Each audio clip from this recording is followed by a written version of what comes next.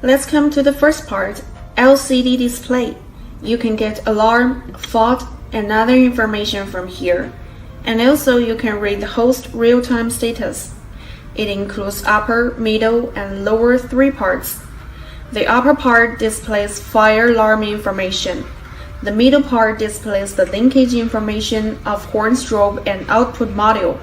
The lower part displays fault information. Please have a look at the indicator lamps area. You can see 14 indicators here. Let's introduce the first one. It is fire, and will light up in red when a fire happens. The next one is start. It will light up in red when any module needs to be linked. The next one is FDBK. It will light up in red when receive any linkage feedback from input and output module. Next one is linkage delay. It will light up in red during the delay period when a fire alarm triggers linkage and light off once the delay finished. Next one is COMM. It will blink in red when communication is normal. The next one is power. It will light up in green when the host is connected power successfully. Next is fault. It will light up in yellow when there is a fault. Next is sysfault. It will light up in yellow when the system fails or works improperly. Next is power fault. It will light up in yellow when the main power or reserve power fails. One of these 3 indicators lights up. The general fault indicator will light up also. The next one is HNS fault. It will light up in yellow when horn and strobe fails. The last one is sys-test. It will light up in yellow when the host starts self-check or single-point test.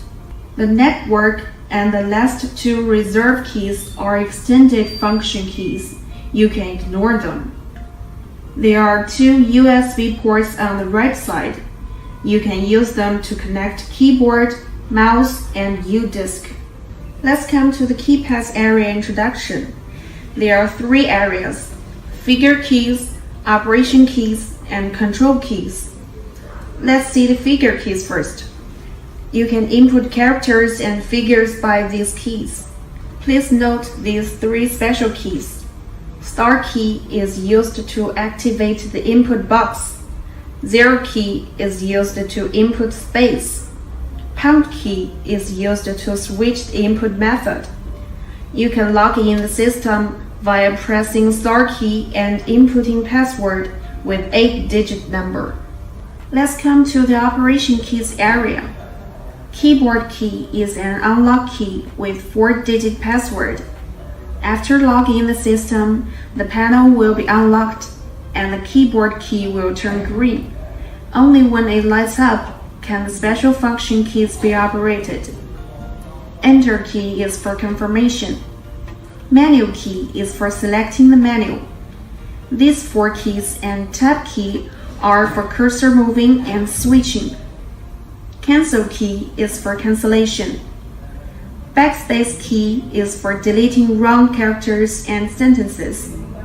You can use these shortcut keys to copy and paste. Now please have a look at the control keys area.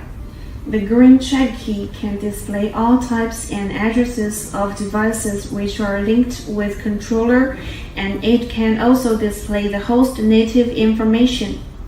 This orange reset key can eliminate all fire alarms and reset the system. The whole process lasts for 30 to 60 seconds. The yellow mute key can mute the buzzer of the host with high usage frequency.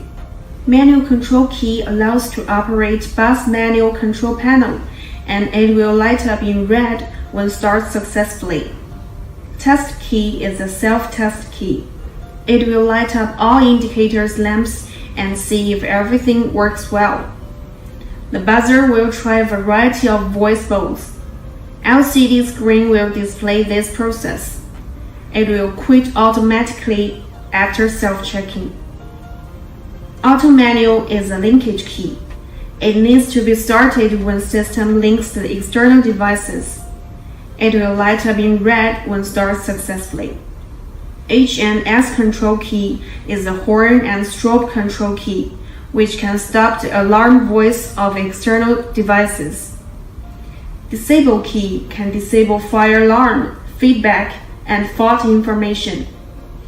You can ignore reserve key and F1 to F7 because F1 to F7 are shortcut keys. They have been set up and cannot be changed. Now let's introduce the terminal board. Please look at the terminals one by one. These three 24-volt terminals and these four GND terminals are used for connecting DC 24-volt anode and cathode. Next, 24VK is a resettable DC 24-volt terminal. 485A, 485B are the terminals which can connect fire repeater panel. CANH, CANL are a group of network terminals. Each terminal board includes two parts, Part A and Part B, and each part can connect two loops. For example, Part A includes Loop 1 and Loop 2. This part is the power supply system. This is the main power supply. This is the main power switch.